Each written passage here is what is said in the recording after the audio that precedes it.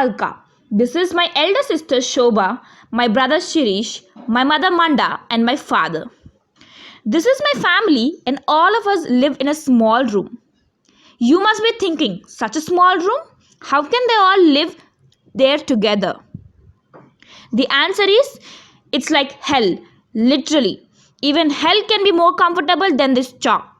इसीलिए समझ रहे हो समझ रहे हो आप समझ रहे हो ना बस यही है I can't wait to leave this place. But guess what? My genius father got a stupid job for me. I was going to rebel, but now, so I kept shut and listened to him talk. Alka, I am not forcing you to take it. If you don't want to do it, you don't have to do it. Oh, please, I know I have to do it because of you. You were the one who brought such a big family into this world without planning properly. There is one girl ready to get married, a disabled son, and two daughters who have to finish their schooling. How did you even think that it was possible with a small salary of yours? Yeah, like we can live like this way forever. What? What? Nothing! It's so noisy here. I feel like I'm in a zoo.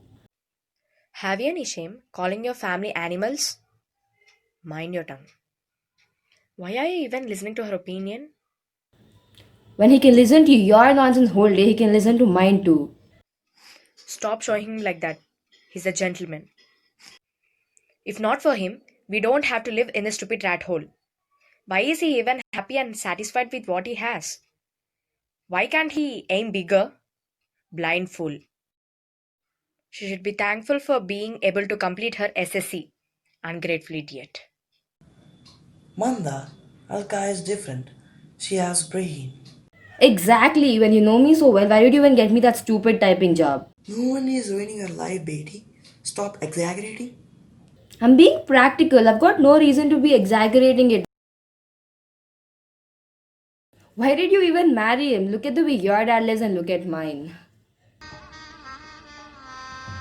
गजब बेइज्जती है Nana owns a chemist shop. Me and Rekha were young when we went to live with Nana in Pur.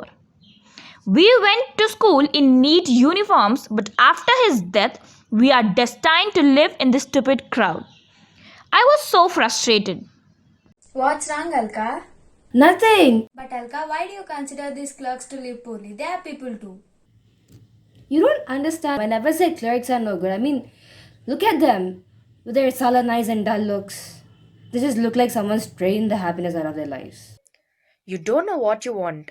You only know what you don't want. That's not true. I know what I want. I want to go to college, pass in distinctions, go abroad, study, and then come back wearing nice, pretty clothes which I had not picked up from the general pool, and then marry the man of my dreams and much more. I knew I was dreaming the impossible. My dreams were like soap bubbles, they would burst in a short time.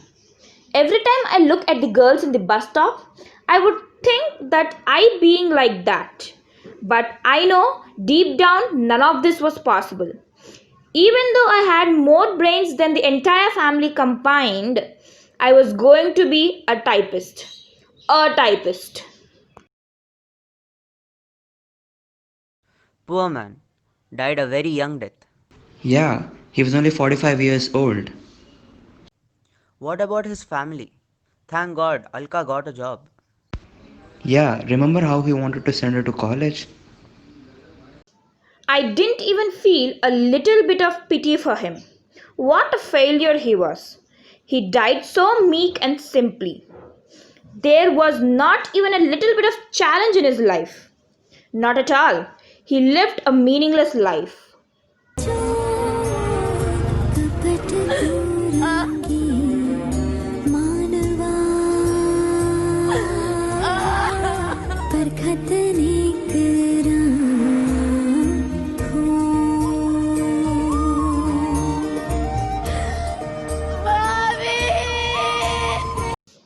He made my life hard when he was alive, and he made it even harder by dying. How will I manage to take care of this family now? My life will never be how I imagined. If there were a God like I figured, there would never allow this to happen to me. There is no God, and all the people believing that God exists are mental. I saw two letters in them. Out of curiosity, I opened them, and one was written to his brother. In that letter, he clearly wrote that he cared for it. This is the suitcase he carried to the work. I feel very bad for her, but I have no other choice. I don't know why, but I still have hope that she will achieve something in her life. I have been reading this book, David Copperfield, and this line hit me real hard. In our children, we see ourselves again. After reading it, my tears started flowing and wouldn't stop. But these were not the tears of a child. These were the tears of an adult, bitter, salty, and painful.